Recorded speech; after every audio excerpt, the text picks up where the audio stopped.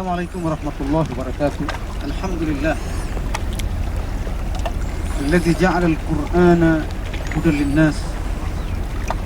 Asyhadu an la ilaha illallah wahdahu la syarika lah. Asyhadu anna Muhammadan abduhu wa rasuluhu la nabiyya ba'd. Allahumma shalli wa sallim ala sayyidina Muhammadin wa ala alihi wa sahbihi ajma'in, amma ba'd. Pemirsa Islam TV yang dirahmati Allah SWT, dimanapun Anda berada, kita bersyukur pada Allah SWT pada hari yang ke-18 ini kita dalam kondisi sehat walafiat. Kita terus berpuasa dan beribadah pada Allah. Semoga semangat ibadah kita, semangat kita mendekatkan diri pada Allah SWT terus kita tingkatkan. Pada kesempatan ini, mari kita melihat bagaimana kita berinteraksi dengan Al-Quran. Bagaimana Al-Quran itu hidup dalam kehidupan kita sehari-hari. Bagaimana membumikan Al-Quran. Bagaimana mengimplementasikan Al-Quran dalam kehidupan ini. Sehingga kita kemudian kembali menjadi generasi Al-Quran.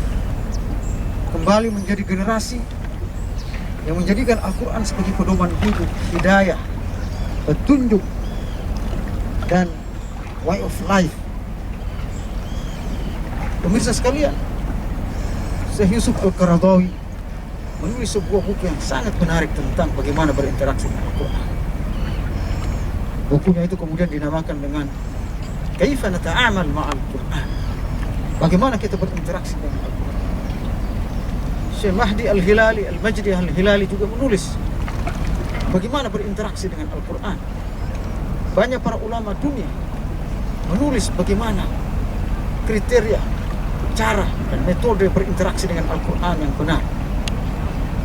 Syekh Yusuf Al-Qaradawi mengatakan ada 6 langkah setidaknya untuk berinteraksi dengan Al-Quran dengan baik. Yang pertama, kata beliau, mengimani Al-Quran. Interaksi itu harus dimulai dengan iman kepada Al-Quran. Kenapa? Dengan iman. Permasalahan umat modern adalah ketika mereka tidak meyakini 100% bahwa Al-Quran adalah sebagai way of life dalam kehidupan mereka, sebagai pedoman hidup, petunjuk untuk seluruh dimensi kehidupan, seluruh segi kehidupan, seluruh faktor kehidupan, seluruh ranah kehidupan. Mereka mengimani Al-Quran hanya sekedar untuk dibaca, sekedar pajangan, sekedar diperlombakan dan seterusnya. Model interaksi inilah yang kemudian merubah pandangan umat terhadap Al-Quran. Oleh karenanya, pertama saudara, harus kita memiliki iman yang kuat terhadap Al-Quran, bahwa tidak ada kitab lain, bahwa tidak ada ideologi lain yang lebih hebat dari Al-Quran. Tidak ada pedoman hidup yang lain yang lebih bagus dari Al-Quran. Iman seperti ini harus ada pada diri seorang muslim, harus ada dalam jiwa seorang muslim. Dengan iman seperti ini, dia akan mampu mengaplikasikan Al-Quran. Saudaraku, yang kedua, bagaimana kita berinteraksi dengan Al-Quran? Banyak membaca. Banyak membaca Al-Quran. Perintah membaca ini wajib hukumnya dalam Al-Quran. Bahkan perintah membaca itu terkait dengan iman itu sendiri. Kata Allah SWT dalam Al-Quran, surah Al-Baqarah, alladzina atainahumul kitaba yatlunahu haqqa tilawati. Orang-orang yang membaca Al-Quran, orang-orang yang diberikan Al-Quran, yatlunahu haqqa tilawati, mereka membacanya dengan sebenar-benar baca, membacanya dengan tajwid, membacanya dengan penuh keimanan, membacanya dengan penuh perenungan dan seterusnya. Haqqa tilawati. Ibnu Abbas mengatakan haqqut tilawah maksudnya adalah dengan tajwid, membacanya dengan huruf yang indah sesuai makhrajnya, dengan suara yang indah. Tidak sembarangan membaca Al-Quran. Ulaika yu'minuna bih, mereka lah yang beriman kepada Al-Quran itu. Jadi membaca sangat terkait dengan iman kepada Al-Quran. Ini yang pertama. Yang kedua, dalam Al-Quran juga dijelaskan perintah membaca ini, warattilil Qur'ana tartila. Bacalah Al-Quran dengan tartil. Aisyah mengatakan tartila Rasulullah SAW ini membaca Al-Quran yatlunahu harfan harfan, mufassaratan harfan harfan. Beliau membaca Al-Quran itu setiap hurufnya jelas, secara mufassarah, secara jelas, perlahan-lahan, kemudian rinci kalimat-kalimatnya. Ini model baca Rasulullah SAW terhadap Al-Quran. Saudaraku, interaksi kedua adalah membaca Al-Quran.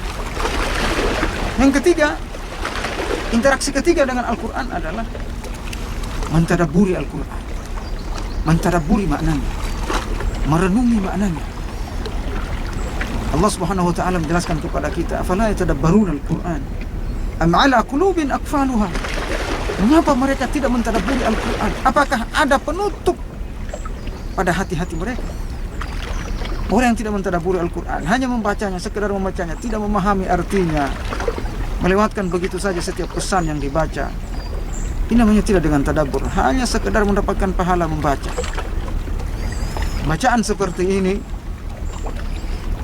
tidak terlalu berfungsi dalam kehidupan. Jadi membaca Al-Quran dengan tadabbur, mentadabburi, merenunginya. Alhamdulillahirabbil alamin. Segala puji bagi Allah, Tuhan semesta alam. Ya Allah, berarti Allah ini adalah Tuhan penguasa semesta alam.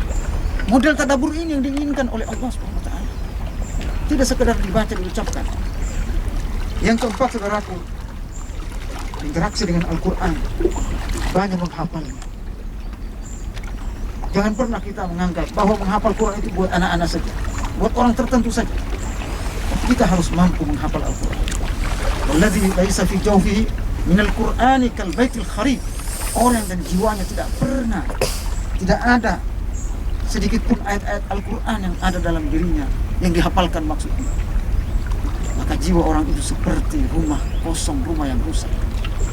Kita harus ada yang kita hafal, sedikit pun, walaupun itu sedikit, walaupun itu satu surah, dua surah, dan seterusnya.